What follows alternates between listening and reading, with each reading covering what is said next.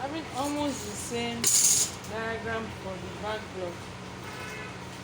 The only difference is this back excess. Here I labeled it back excess, and the other upper side also back excess.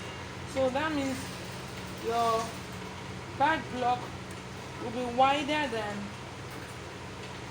your front block by 2 inches. Then the length will be longer than your front block by 1 inch upward.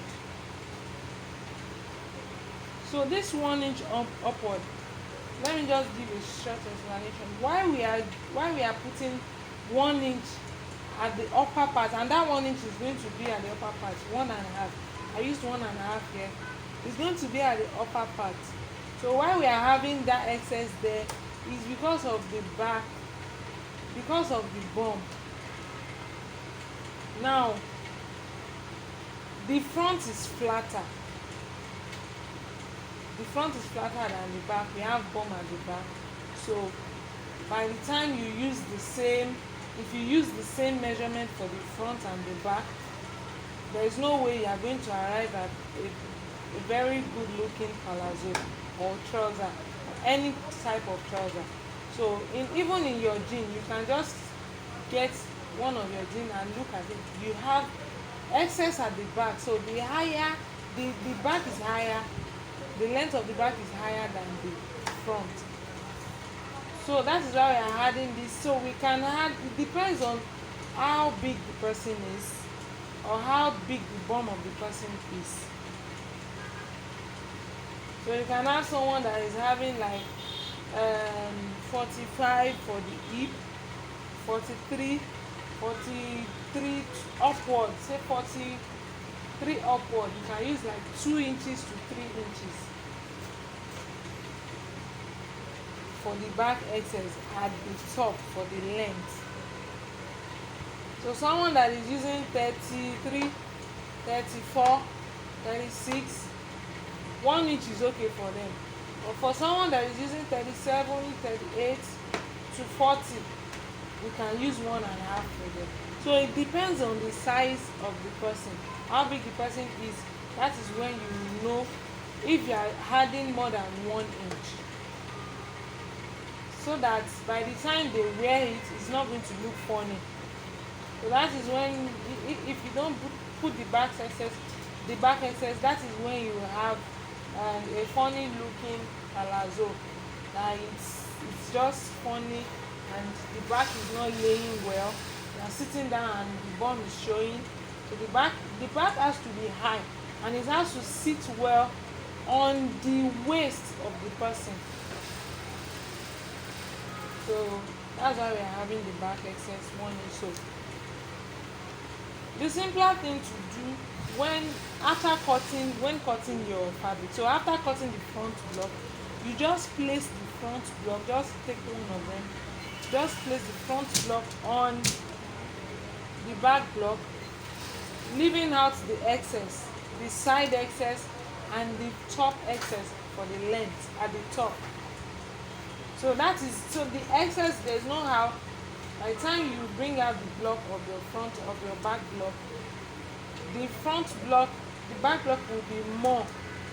You will see the excess. By the time you place the front block on the back block, you would have cut the front block obviously, then you just place it on the back block to cut.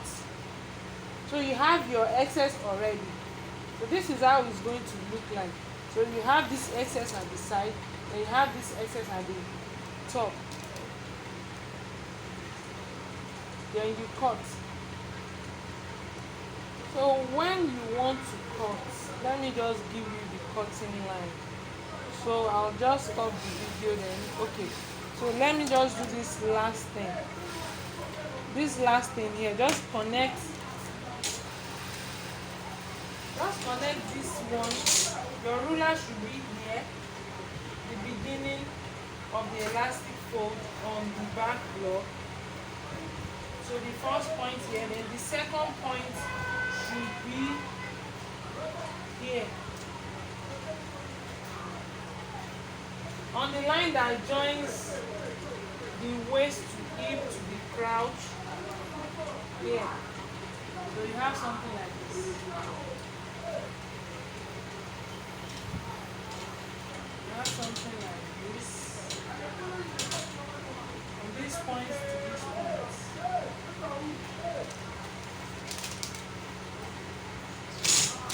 So just connect it. I would have used a different color, but all these markers, I don't understand them. So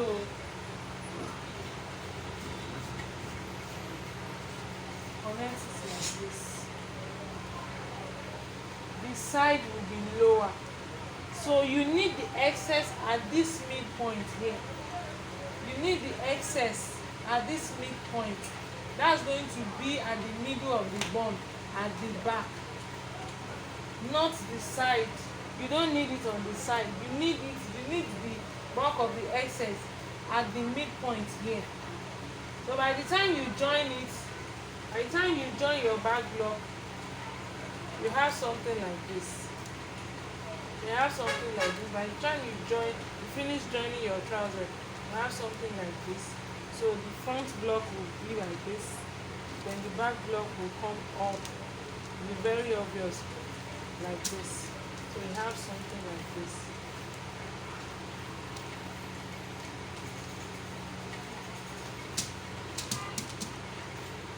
So I'll just mark out the cutting line so that you can see. I'll send out as a picture. Thank you.